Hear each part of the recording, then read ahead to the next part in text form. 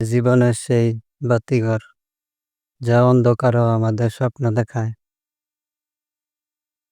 স্বপ্ন মানে শুধু ঘুমানোর মাঝে দেখা কিছু নয়, এটা হচ্ছে জীবনের লক্ষ্য, জীবনের দিক নির্দেশনা। বড় স্বপ্ন দেখো, কারণ স্বপ্নই মানুষকে চলার শক্তি দেয়, জেগে থাকতে শেখায়, লড়তে শেখায়। তবে শুধু স্বপ্ন দেখলেই হবে না, তার পিছনে পরিশ্রম করতে হবে।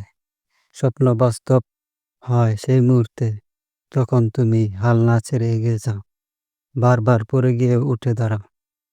তোমার স্বপ্ন বা স্বপ্ন যদি তোমাকে ভয় না পেয়ে দেয়, তাহলে সেটা যথেষ্ট বড় স্বপ্ন না।